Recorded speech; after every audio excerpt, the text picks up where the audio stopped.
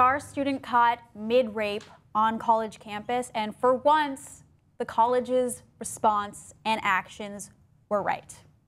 So Brock Turner is a swimmer at Stanford University, aka where Brett went to school. Yes, that is true. That is true. Yeah, and this is actually extremely disturbing. So he was caught mid-rape by two men on bicycles who saw what was going on, and they yelled at him, they got off the bikes, and they chased him down, tackled him, he got arrested, and the school handled it the right way by expelling him.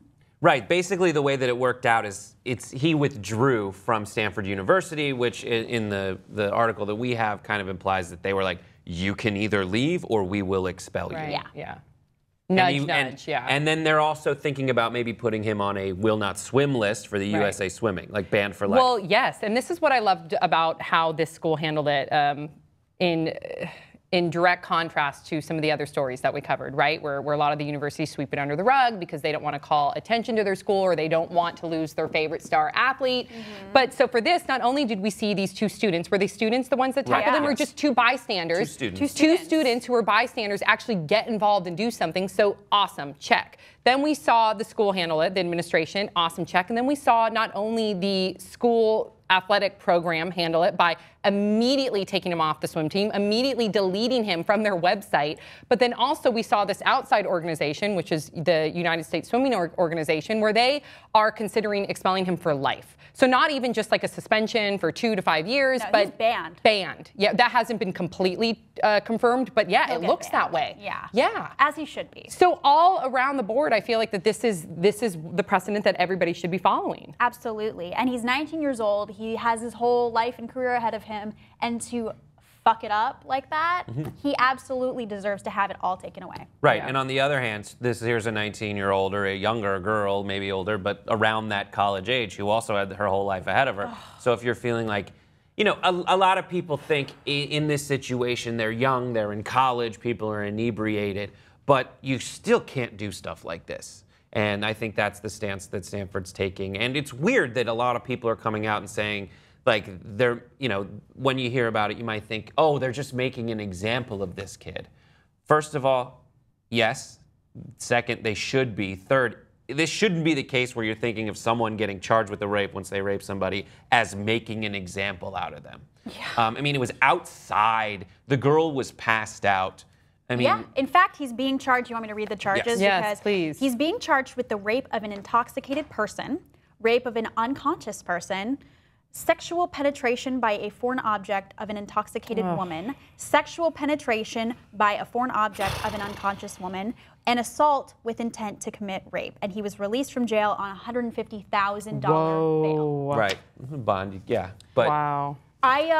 I think we should maybe focus on the fact that not only did Stanford make the absolute best call, but those two guys that the bystanders, stopped it from happening, bravo. I am so proud to read about stuff like that, because so often you hear that people just were around when stuff like that happened and then didn't do anything to step in. They and looked these the other two way. guys did. And that's exactly what we need more of. Yeah, we need more of a community mentality where we're all looking out for one another, and that protects all of us. And just to be more observant in general. Like, if you see something that looks a little shady, investigate further. Right, and for too long, there have been these examples of universities stepping in on behalf of their students, on behalf of their athletes, because for some reason there's this financial disincentive to kind of ban a star athlete from something.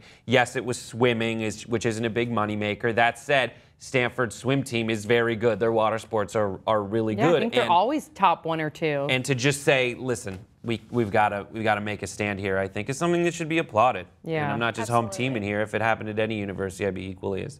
And I think it's a great, it's the right step in the right direction to really address rape culture on campuses, because a lot of people do think that, okay, I don't want to say a lot of people, but I know from my experience in college, you would overhear conversations about, oh, I'm going to hook up with this chick or guy and just make sure that they get really wasted, because they think, oh, because they're really wasted, that I'll have a better shot of scoring with them. Well, this girl was completely passed out. Yeah. And that's when you really have to understand that, you know, you can't issue consent when you're really, really wasted.